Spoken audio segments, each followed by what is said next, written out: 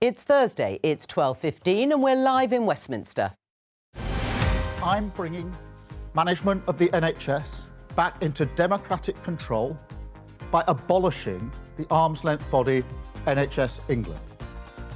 Keir Starmer scraps the body that runs the NHS in England, putting ministers back in charge. Labour MPs are invited into number 10 to persuade them of the case for welfare cuts, but not all are persuaded. When politicians talk about tough choices, it means the easy option of making the poor and vulnerable pay. And the role of the High Court judge is dropped from the assisted dying bill. Will MPs still back it becoming law? We were told it was a bill designed for exceptional circumstances with robust safeguards, of which the High Court judge was the preeminent one. This is not a trivial detail in the bill. This bill is already the strongest of its kind anywhere in the world, and with these proposed amendments it will be made even more robust. Joining us today, Labour MP Polly Billington, Conservative peer Stuart Jackson, Liberal Democrat MP Sarah Olney and LBC presenter Nick Ferrari. This is Politics Live.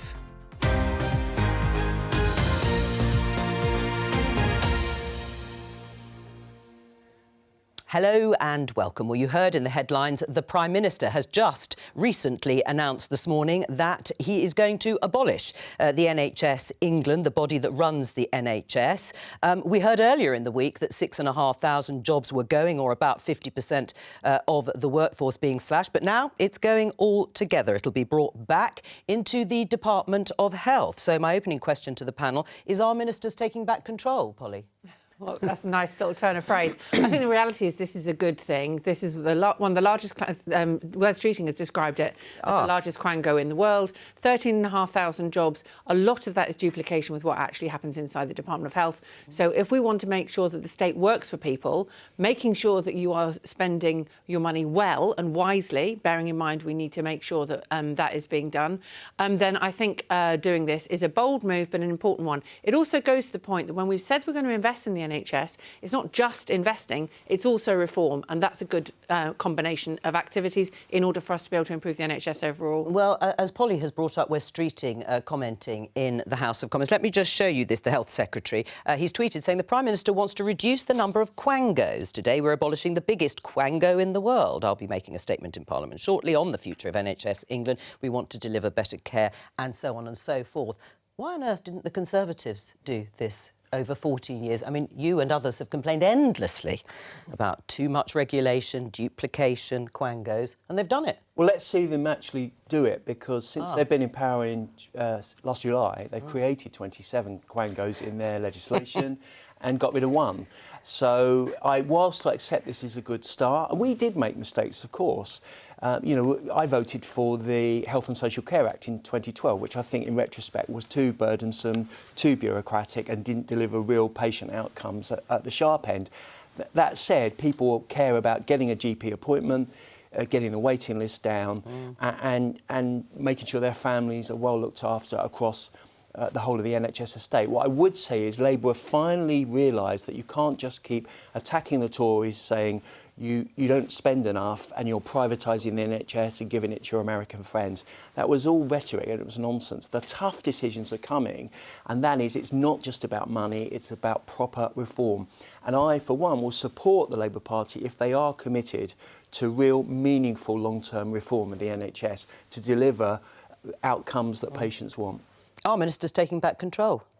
Well, obviously, I think it remains to be seen. But I think the Liberal Democrats, we broadly welcome this announcement today. We've been really focused on the needs of patients, particularly the need for people to be able to see a GP, to get the waiting lists down. And, you know, this kind of reform is very welcome. But I think the elephant in the room really is social care.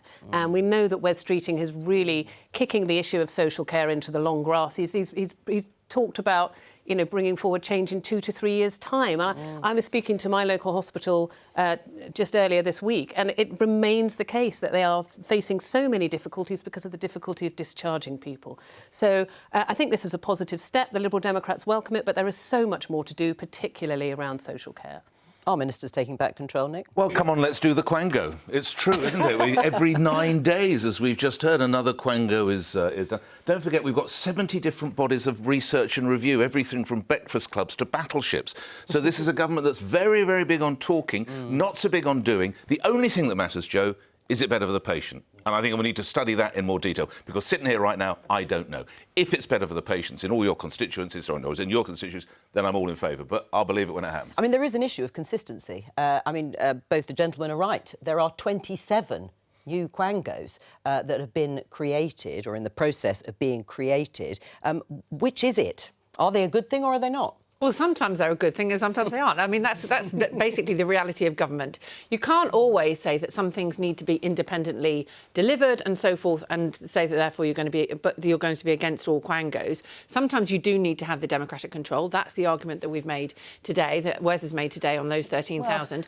But also, we need to work out when those things work and when they don't. And that, I think, is perfectly reasonable. If you just say there's going to be a bonfire of the Quangos, you don't know what you might end up throwing out with the bathwater. And I do think that's reasonable for us to make a decision strategically that you want to spend less money on the state, make sure that it's more effective and efficient, but also recognise that sometimes you're going to want to have arm's length. But he said he wants to reduce the number of Quangos, and there are still, 27 new ones. But why are we creating an independent football regulator? It's one of the most successful businesses in the world, British football or English football. Well, not for small clubs. That's one of the reasons why we're doing it. £4.4 billion of tax revenue, and we're going to have a regulator telling them where they can play, what their crest would be, what a season is, who should be on their board, and an equality, diversity and inclusion. Well, you're always going to be against that, aren't you, Stuart? No, I'm not against it, but I'm just... No, I'm not. Said so. No, what I'm saying is we already have legislation to stop people being discriminated against, etc., etc. Why does government have to interfere in every nook and cranny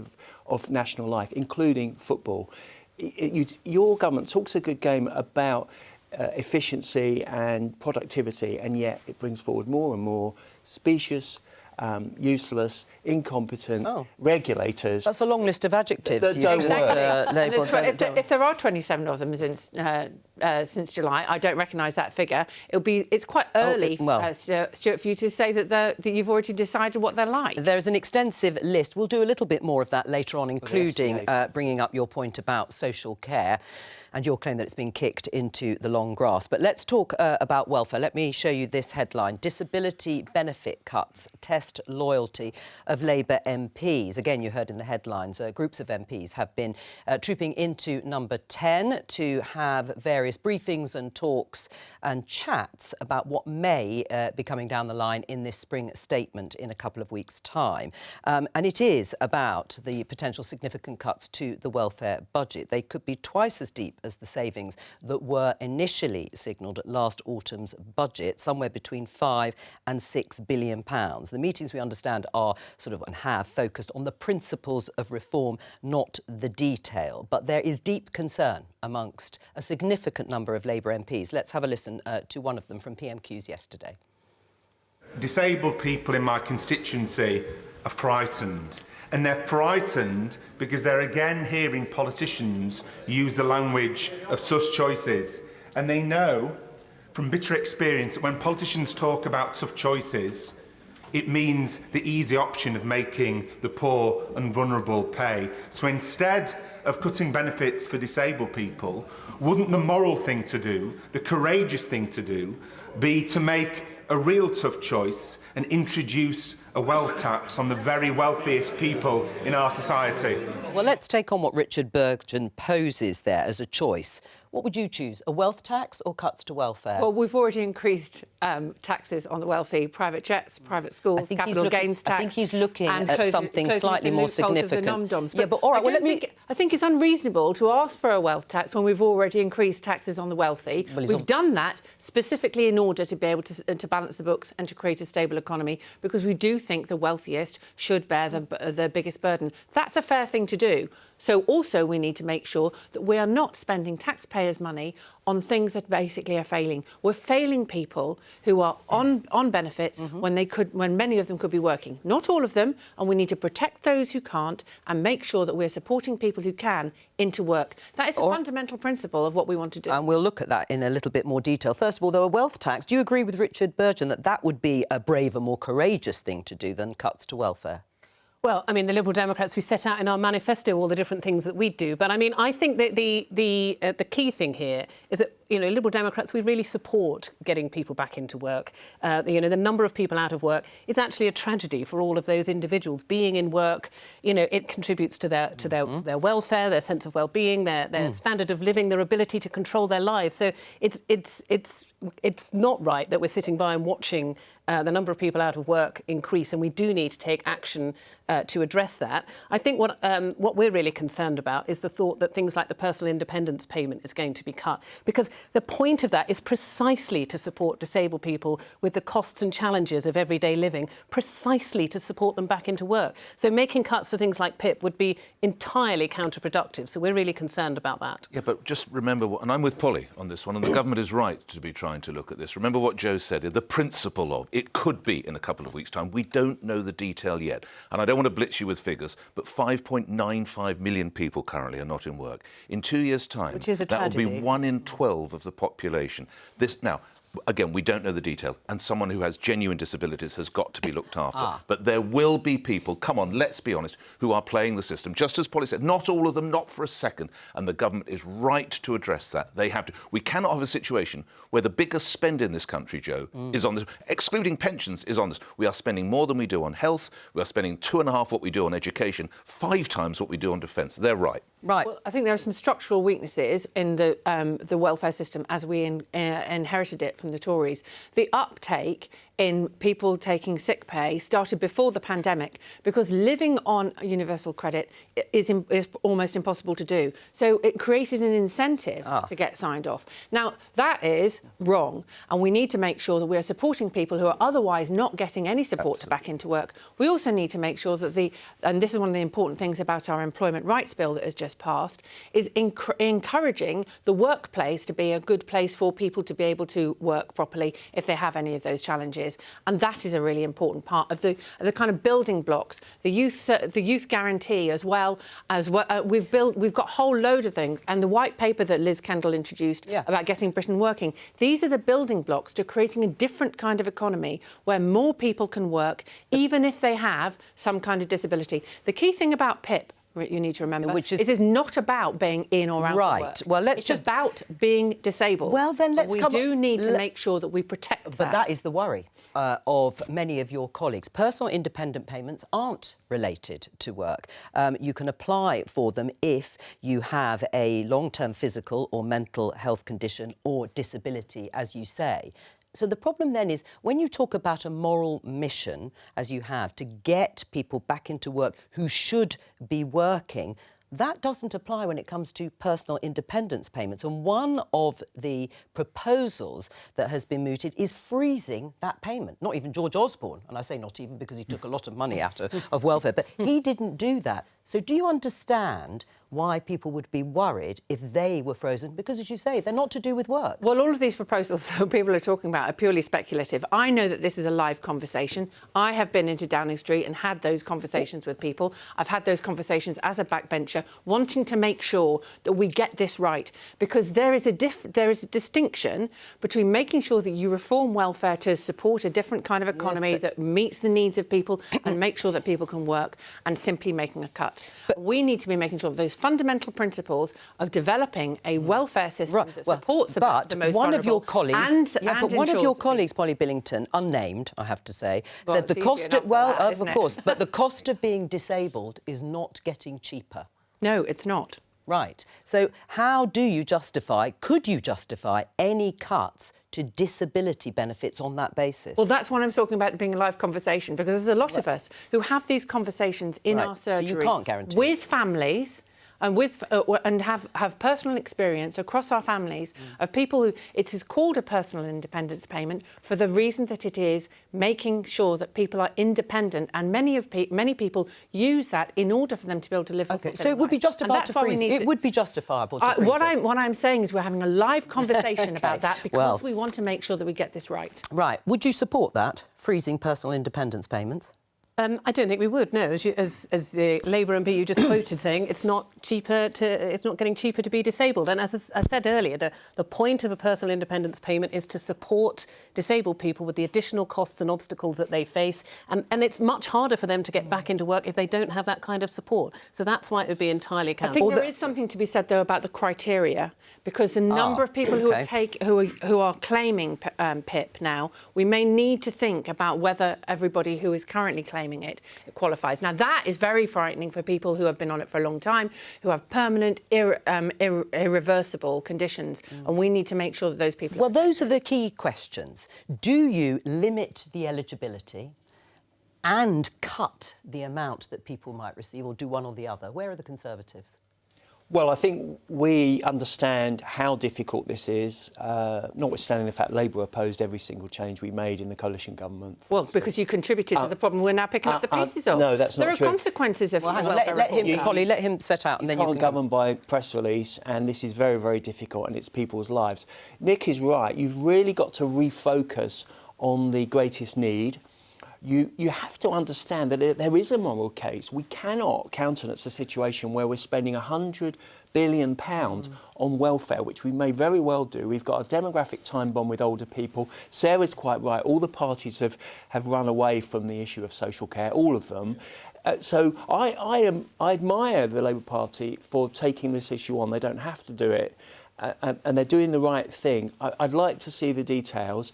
I do think that the focus... We have to understand that since COVID, there are many, many people, perhaps hundreds of thousands, as Nick says, who are not genuinely in need as much as other people. If you're profoundly disabled, you cannot work, you need 24/7 care. That's different from saying someone has, for instance, a temporary mental health issue.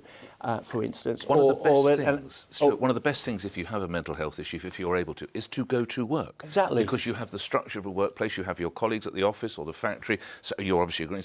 And that is... So good luck to Labour. They've employed these work coaches as something I'd never thought I would buy into. It seems... But actually, it seems to work, and it's great for people's emotional health. Heads of families into work in the 2010-2015. We also created the national living wage. Now, I accept Labour did the minimum wage. We were wrong to oppose it in 1997, but we did the right thing. The innovation of the condition of the working classes, to use Disraeli's expression, the ability to work, to have pride, to own your own home, to own capital, to have economic power is the key. And I don't think many people would disagree with that broad principle. It is about how it's done. It is. Although, I mean, do you accept that the really big welfare cuts did happen during the coalition years when the Liberal Democrats were part of the government? Yeah. Well, yeah, but I did just want to come back to yes, Stuart. and now you don't think Labour should make the same sort of...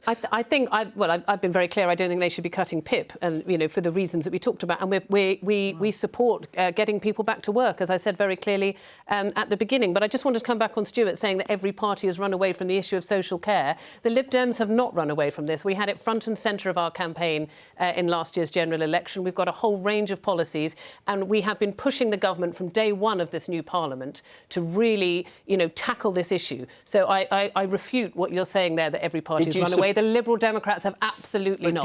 Sarah, did you support us in 2017 when we were trying to do something about it, and we were attacked by the Labour Party for bringing in a death tax and all the rest of it, a dementia tax, all the rest of it? Actually, there were all sorts of... I think the death tax was Gordon Brown, wasn't it?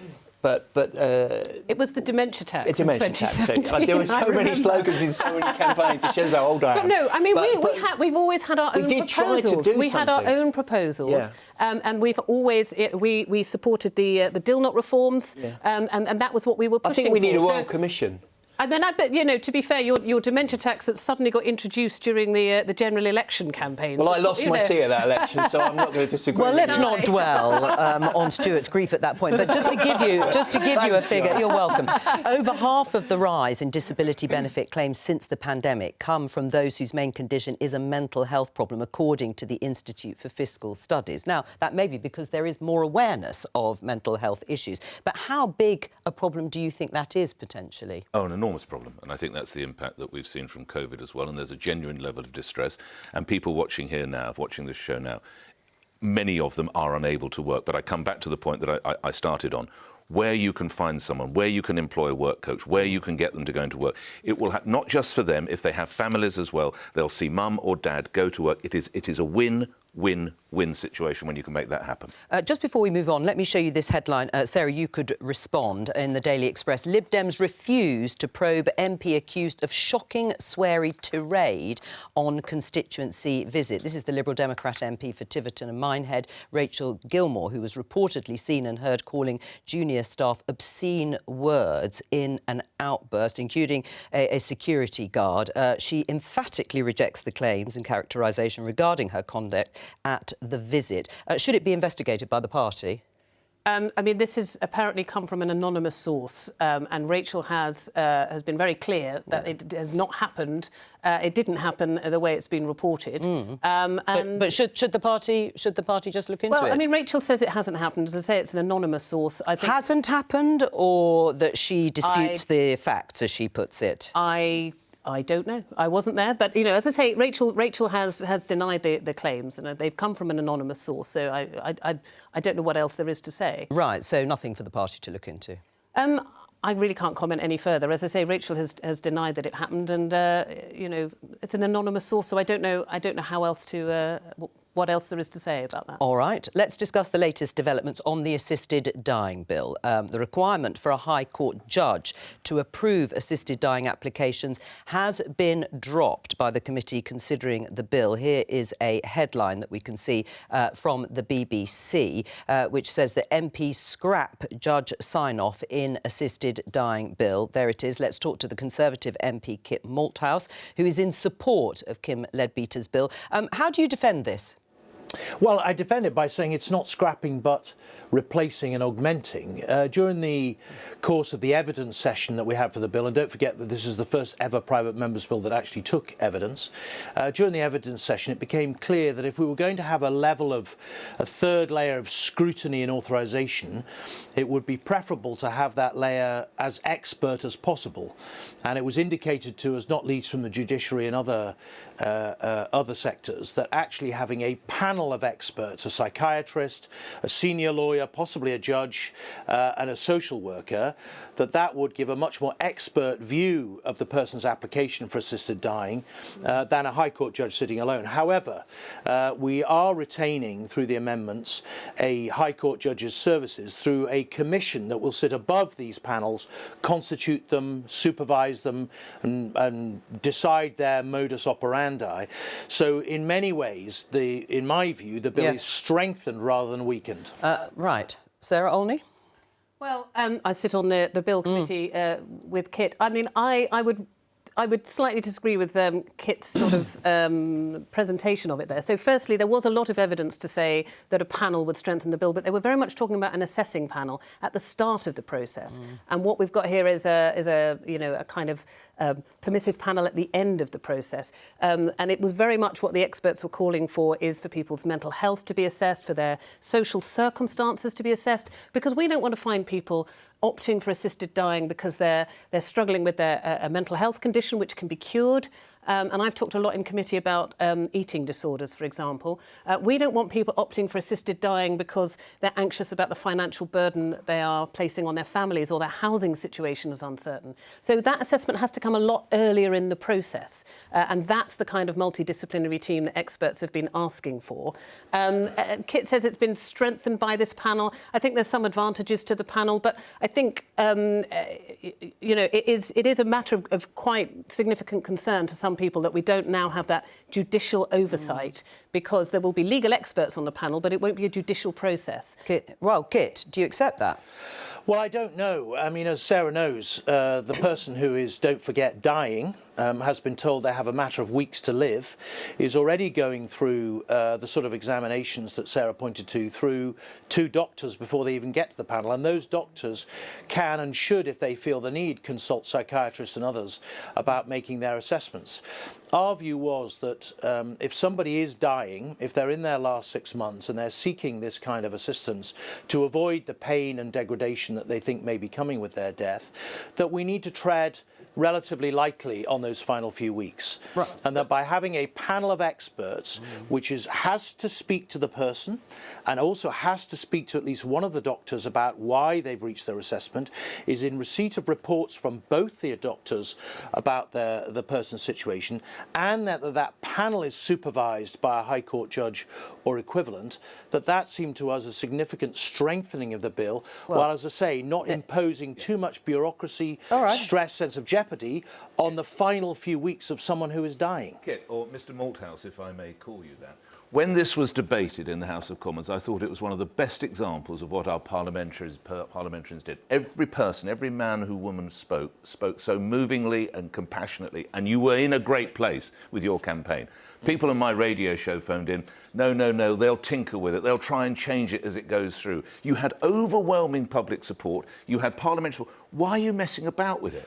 Well, You'll lose public support, Kit. Well, we're not messing about that. You're changing the terms of it, Kit. Well, we are changing, but Thank you. But Nick, this is how the legislative process works. It would have been a bit odd for us to take all that evidence and then completely ignore it. I have to say to you, Nick, I mean, I was very happy with the High Court judge. I was, and I spoke in favour of that at second reading. But the evidence was very strong that there needed to be more expert eyes on it, not least from the judiciary themselves.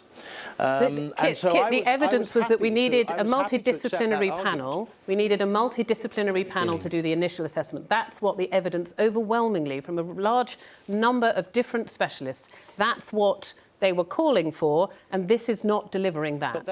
But Sarah, as you well know, that is available to the two doctors who are involved you primarily in the process. just talked about not prolonging the process and not wrapping up in bureaucracy. Yes. But you know, the system we have, or is currently on the table, is two separate doctors with the possibility of referring them to, you know, yet another assessment. A single assessment by a range of professionals at the start, at the point where someone makes their original request, is what experts are calling for, is the least bureaucratic way of doing this. But the panel, with the two independent doctors and the opportunity to refer, is not what experts were calling for in the evidence. I don't agree with your characterisation, Sarah, as you know, and while I respect your view, I'm afraid I don't think it's right. But Kit, what about Nick? What about Nick's point? Yes, finish your point, and I'll go. Yeah. You've got to remember the reality of what we're dealing with here, right? So this is somebody who doesn't just show up at the 6 months out of the blue, right? They in most cases, will have been struggling with their disease for months, if not years, and reached a point, sadly, of no return. During that period, they will have had endless consultants, doctors, physicians, others around them, helping them to struggle with their disease. So a picture will have emerged of their circumstances by then. But they're anyway. not assessing them for an assisted dying. They then have to have what is possibly the most profound and intimate conversation available to them that they may ever have in their life. And we think that primarily has to be with a doctor who they trust and know, who becomes the coordinating doctor. If other experts are then required, the doctor has the power and should and must, in some circumstances, call those in. This final layer, though, is to provide reassurance to the public and to the person and to the doctors that everything is being done correctly, that everything is kind of quality assessed and assured, and gives a final authorisation. And to me, that strikes a very good balance. Yeah, but to Nick's point. But Nick's point about that's the key, losing public support. Will there be people who supported it wholeheartedly, and those who supported it but were comforted and reassured by the presence of a High Court judge signing off, and now may think, no, I can't give it my backing? I honestly can't see, and I know Nick well, and I know he's a rational man, and when he looks at the actual structure, I can't honestly see how anybody rationally can say that having a panel of experts is less safe than having a generalist judge sitting alone. All right, Kit Malthouse, thank you very much for joining us. You have been in favour of it, haven't you, Absolutely. Nick? Has this changed your mind?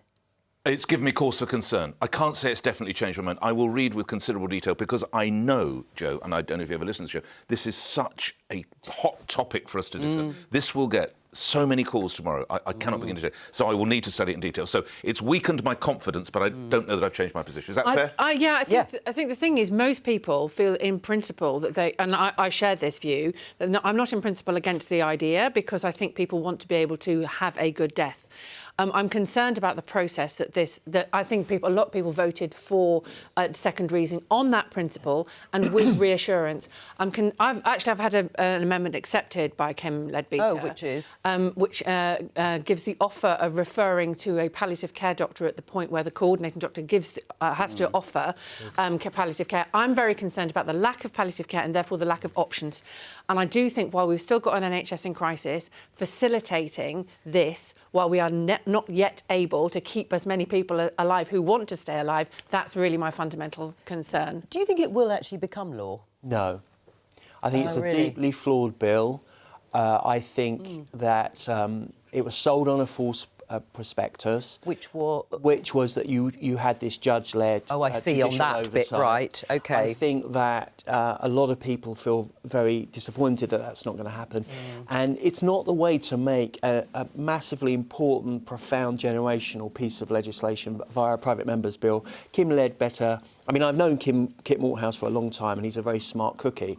I'm not saying Kim isn't, but it's very, very tough. You don't have the backing that you do when you've got a government bill. You've got impact assessments, you've got all sorts of other support. And it's not a way to make the law. It feels very spatchcock. It's being made up as it goes along. And I think, you know, people have criticisms of the House of Lords, but the degree of expert scrutiny and oversight that it will receive in the Lords means that I just don't think it will proceed.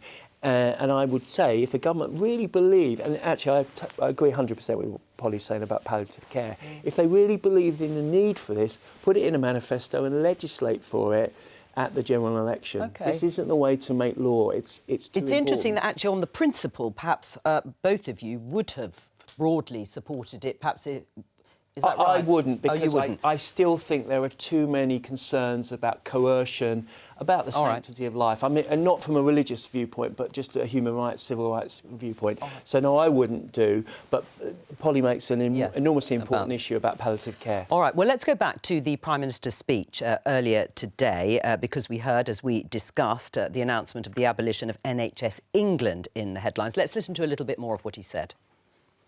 And I can't, in all honesty, explain to the British people why they should spend their money on 2 layers of bureaucracy. That money could and should be spent on nurses, doctors, operation, GP appointments. So today I can announce we're going to cut bureaucracy across the state, focus government on the priorities of working people, shift money to the front line. So I'm bringing management of the NHS back into democratic control by abolishing the arm's-length body NHS England. Let's talk to Ellie Reeves, Cabinet Office Minister. Hello to you, Ellie. So, you're scrapping NHS England, the world's largest quango, as we've heard both from the Prime Minister and Wes Streeting. It's a huge change. Why is this a priority? Well, at the moment, we are spending a huge amount of money duplicating services in the Department of Health and NHS England. What people want from their NHS is being able to get a GP appointment, being able to get a hospital appointment. And yet we're duplicating things like comms, we're duplicating things like strategy teams, policy teams. That's not good value for the taxpayers' money, and that money should be going to the front line. Right, but it is a big reorganisation, taking most of this, or all of it, in fact, into the Department of Health. Wes Streeting, the Health Secretary now, before the election, said he wouldn't do a big top-down reorganisation of the NHS because he said Andrew Lansley, the former Conservative Health Secretary, and his reforms in 2012-2013 were a cautionary tale. But I think when you've got this level of duplication, where you haven't got the democratic accountability, actually it's right to look at reform so that we deliver for working people up and down the country. My constituents, people across the country, want to be able to get the hospital treatment they're waiting for. And I'm really pleased that hospital wait lists are down now 5 months in a row. They want to be able to get that GP appointment. And I'm really pleased we've recruited an extra 1,000 GPs. We need to go further and faster and make sure that we are giving the taxpayer good value for money. It's not good value for money where we're duplicating services. Right, well, it's interesting then that the Health Secretary's changed his mind, because thousands of job cuts from the NHS in administrative roles will mean that doctors and nurses will have to manage a lot of that administration. If we just show you this tweet from Sharon Graham, the head of Unite Union, look at the second half of it. Taking an axe to these jobs is an ill-thought-out strategy that could end up meaning frontline healthcare staff struggle to do their jobs effectively if they aren't paid on time, don't have basic medical supplies, or are forced to do additional administrative work rather than treat patients. What do you say to Sharon Graham? But where you've got that duplication of services, that can't be right. It can't be right to have comms teams in both the Department of Health and in NHS England doing the same things. It can't be right having strategy teams in the Department of Health and NHS England doing the same things. That money can be on the front line delivering for working people. And by the way, we also want to make sure that we're doing our very best on things like tech and AI. You know, there are places now where scanning for breast cancer is supported by AI, freeing up radiologists to do the clinical work that they are so good at. All right, well, so will you go further? Will you go further and scrap all of this? Will you go further and scrap other bodies? I mean, the Justice Secretary, let's take a very recent row, who's having a dispute with the Sentencing Council that we've discussed all week about their new guidelines. She's meeting them today. Is that another arm's-length body that should be abolished? Well, the Prime Minister was really clear in his speech today that we need to make sure that government is delivering for working people up and down the country. Yeah, but what about the Sentencing Council, where the Justice Secretary has said that she doesn't agree with the new guidelines and it will create two-tier justice? Why don't you get rid of that? Well, it's right that she's meeting with them, and she has but said she can't overrule them. And she said that she's not afraid to legislate if that's what will be necessary. But there are 300 of these bodies across the country, and it's important that we do a review to make sure that they are delivering, that they're not blocking. You know, the Prime Minister in his speech today talked about people being able to get on and do things and deliver things, not block things. Right. And it's important that we look at all of these bodies to make sure that they are delivering for people. Right, so you are going to look at you are going to look at these bodies, because if there is a principle at the heart of this that the Prime Minister and you have just reiterated about having control, not arm's length at a distance, that unelected officials are making decisions, some of which you don't like, then surely you should be looking at all of these bodies and reviewing them and perhaps scrapping them. Well, we are looking at them. That's exactly what we are doing. Oh, right, and so you might today review. we've announced we're going to be getting rid of the biggest quango in the world. So we are looking at But these you've things, created 27, Ellie Reeves. So, you know, are you going to get rid of Great British Energy that you have just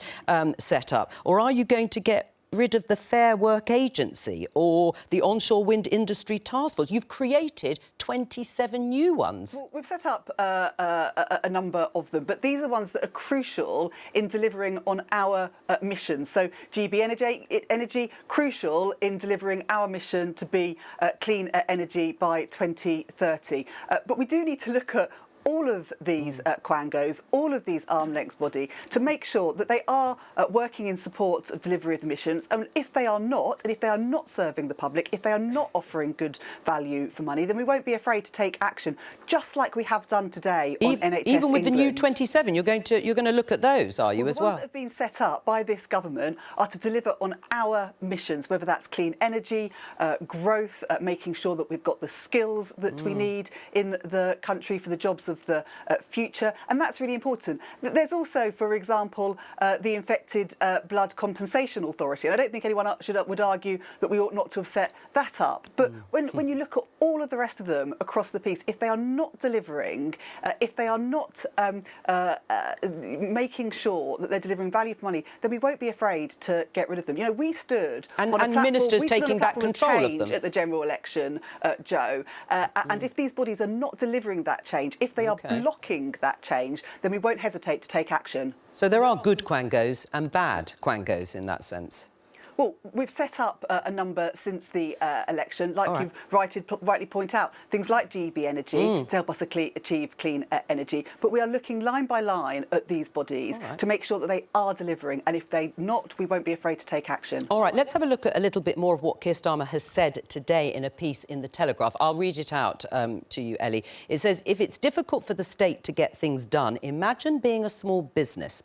Business unable to grow because of red tape. Families unable to buy because an overcautious, flabby state got in the way. Now, the Prime Minister is writing here about businesses being hit by red tape.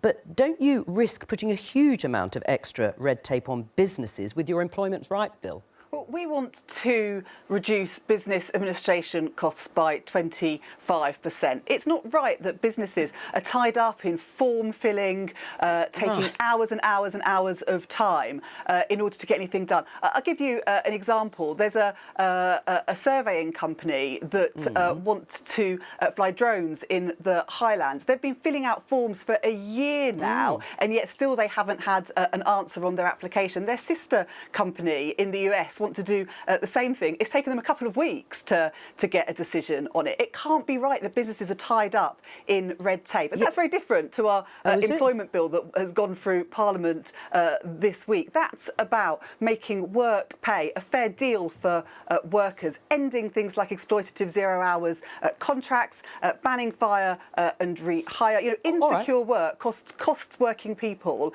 £600 a year. So that's about putting money back in people's pockets. But you admit it will we cost, want to reduce business administration costs.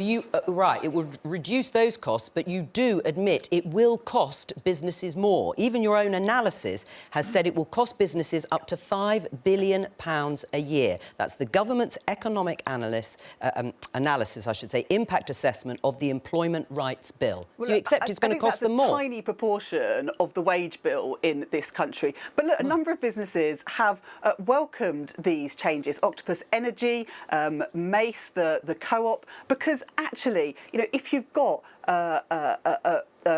a workforce that pays well, that aren't in insecure work, they're likely to be more productive, you're likely to see less staff churn. So the Employment Rights Bill is good for workers and it's good for business. Just finally, on the welfare cuts that have been discussed and maybe outlined in the financial statement at the end of the month, the Prime Minister has stressed the moral case for welfare cuts or getting people back into work. But what is the moral case for cutting personal independence payments that have nothing to do with work? Well, the plans for welfare reform will be set out shortly. I'm not going to preempt what may or may not be in those announcements by the Secretary of State for Work and Pensions. But we've got a situation where 1 million young people are not earning or learning. That is just, you know, totally a moral failure. We've let down that generation of young people. It's so important that they are supported into work where they can stay in work and succeed. So there is a real strong moral case for making sure that we're getting young people into work, that those who are locked out of work can get into work and are supported into work. And actually, our Employment Rights Bill that we just talked about a moment ago, making work pay, is a really important part of that jigsaw as well. All right, Ellie Reeves, thank you very much for joining us. What did you make of that, Nick? Well, my researcher will this afternoon be making sure if we're cutting out a Department of Health comms teams and NHS England teams, I wonder if Great British Energy clashes with any of Ed Miliband's departments and the press releases they put out. So that's what my research will be doing this afternoon. Let's see if they're as prudent there as they're saying they will be. Sarah? It did sound a little bit like Labour-implemented quangos are fine, but Conservative-implemented quangos are not. But, I mean, I think, you know, obviously the proof is in the pudding, as we were saying earlier, and I think I know from speaking to businesses, you know, that they would really welcome a slimming down of regulations and reduction of red tape. So if that's something that the government are able to achieve, then I think that's certainly something It sounds like they're really committed to it, doesn't it? When you say you are not sure it will happen or be delivered. Well, they say they're pro-growth, and yet the Employment Rights Bill is going to put more burdens on business. The national insurance rises are going to hit people like charities and local authorities. That's going to impact on jobs. So you know, words and figures differ, basically. You know, are they going to be coherent in their policies in terms of growth? And at the moment, the evidence is no, they're not.